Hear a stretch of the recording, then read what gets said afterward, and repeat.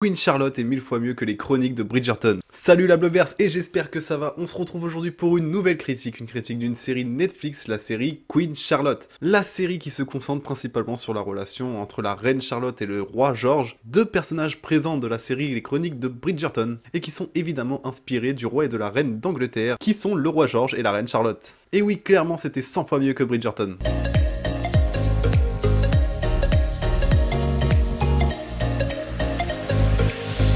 Bon, déjà pour poser le ton, je ne suis pas un fan des chroniques de Bridgerton. En même temps, je suis pas du tout le public visé. Mais j'étais quand même intrigué, donc je me suis maté les deux saisons. J'ai vraiment pas trouvé ça foufou, c'est vraiment un mélange entre Gossip Girl et Orgueil et Préjugés. Mais je voulais comprendre cet engouement qu'il y a tout autour de cette série. Pour le coup, après avoir vu les deux premières saisons, je n'étais pas chaud pour regarder Queen Charlotte. Je me suis quand même laissé embarquer dans l'aventure, et pour mon plus grand bien. Elle a vraiment une approche différente que Bridgerton, et ça déjà c'est grâce au personnage qu'elle met en avant. Oui, parce que finalement, dans Bridgerton, c'est l'amour qui l'emporte toujours. Même si c'est pas la personne à qui tu étais destiné sur papier, tu finis quand même par sortir avec la personne que tu aimes. C'est marrant, mais la morale de Queen Charlotte est tout autre. Alors vous allez me dire pourquoi serait-elle différente? Tout simplement parce qu'on parle de la royauté. Quand on parle de la royauté, on parle de la descendance, de la consommation, du mariage. Et c'est quasi tout ce qui importe dans ce début de saison de Queen Charlotte. Il faut absolument que la reine Charlotte et le roi George conçoivent un enfant ensemble, un héritier du trône. La morale du coup n'est pas de se battre pour être avec la personne qu'on en aime, mais plutôt de se forcer à aimer la personne pour qui on a été promis. Ou promise. C'est ce qu'on n'arrête pas de rabâcher à la reine Charlotte, mais c'est également ce que la reine Charlotte n'arrête pas de rabâcher à ses enfants.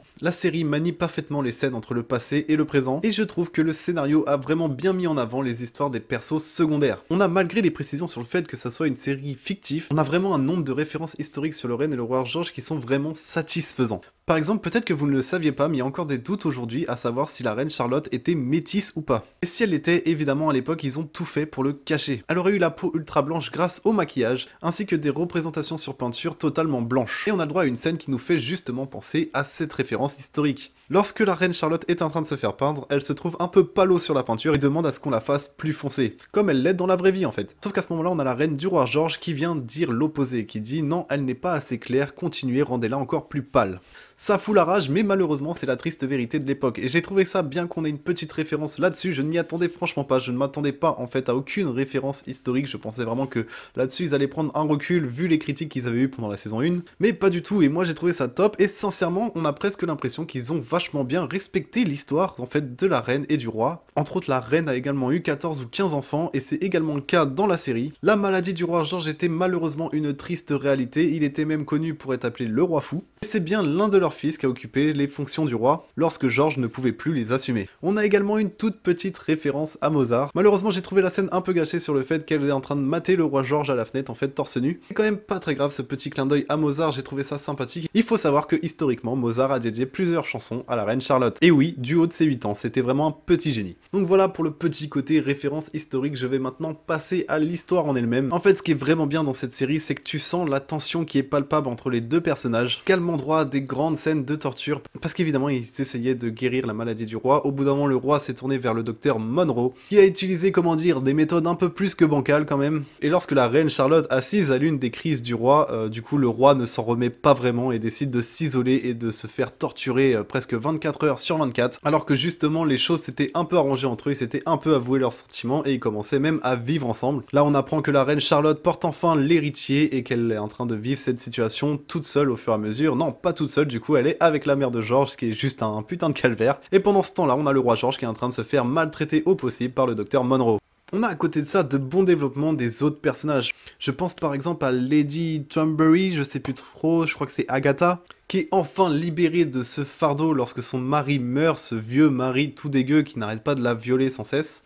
Évidemment, à l'époque, ce n'était pas considéré comme du viol, car cela était son devoir, mais pour le coup, on comprend assez rapidement avec les scènes que c'est clairement pas une partie de plaisir. Lorsqu'elle se sent enfin libérée, elle a cette relation avec le père de Madame Bridgerton. Je ne me souviens plus de son nom de jeune fille, donc je ne me souviens plus du nom du monsieur.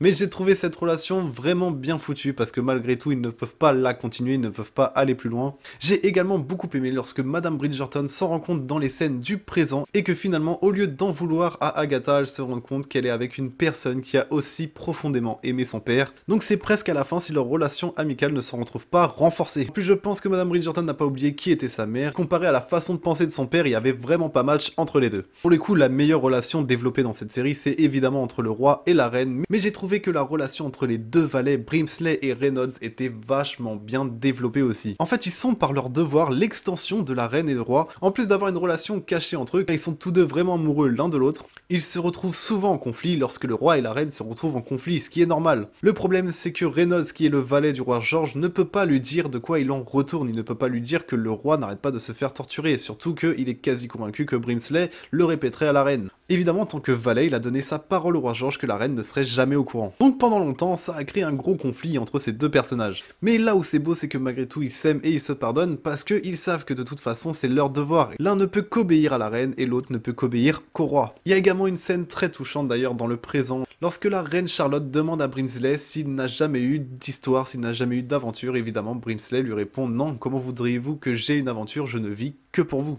C'est vrai que pendant toute la série, je me suis demandé où était Reynolds dans les scènes du présent. Est-il mort ou était-il tout simplement en présence du roi, mais nous ne le voyons pas? Malheureusement, c'est une triste réalité qu'on va se prendre en pleine poire à la fin de la saison. Lors du dernier bal de la saison, on a Brimsley et Reynolds qui vont justement danser dans leur coin, sur d'ailleurs un très beau remix de Whitney Houston, et on a une transition qui se fait avec le Brimsley du présent qui est en train de danser tout seul dans la cour.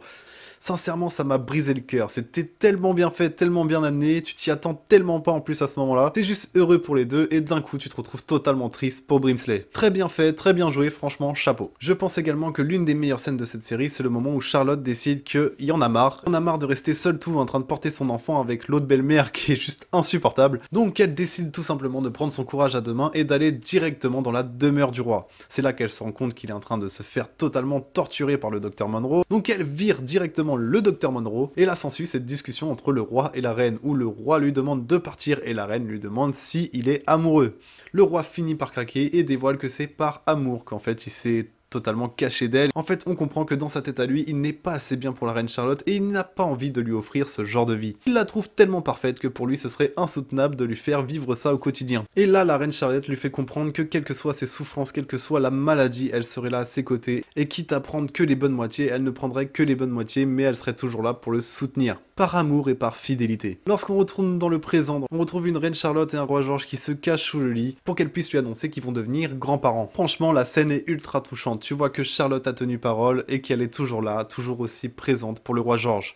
On a un petit moment de lucidité du roi George et on se rend compte également qu'il aime toujours autant sa reine Charlotte. On est bien loin de Bridgerton, on est sur un ton beaucoup plus sérieux, beaucoup plus terre à terre. Évidemment, on a ces moments un peu cucul à praline. On a quand même droit à quelque chose de plus sérieux, de plus adulte, avec des enjeux plus importants. Évidemment, le fait qu'on parle du roi et de la reine, ça joue vachement. Je repense à cette scène dans le présent où l'un des fils de la reine, du coup, va se marier et commence à dire à sa mère qu'il a peur justement de pas pouvoir l'aimer. Et lui explique que le grand fardeau d'être d'une lignée royale, c'est d'être seul, d'être dans la solitude, et que quoi qu'il arrive, il n'a pas le choix de l'aimer, donc autant qu'il l'aime au mieux. Pour moi, cette phrase précisément résume vraiment bien la saison de Queen Charlotte. Et évidemment, malheureusement, je pense que quand on va arriver à la saison 3 des Chroniques de Bridgerton, on va retourner sur ce ton un peu plus léger, un peu plus cucu. Donc je m'en retourne à vous, les lecteurs de Bridgerton, dites-moi en commentaire si la saison 3 des Chroniques de Bridgerton va être un peu plus sérieuse dans le même ton que Queen Charlotte, ou si on est vraiment dans la continuité des deux premières saisons. En tout cas, j'ai vraiment trouvé que Queen Charlotte était très bien faite, j'ai vraiment apprécié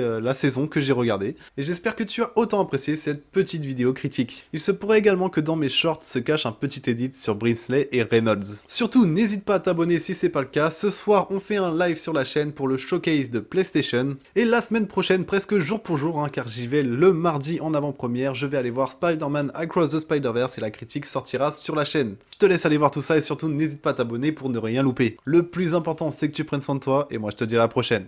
Ciao!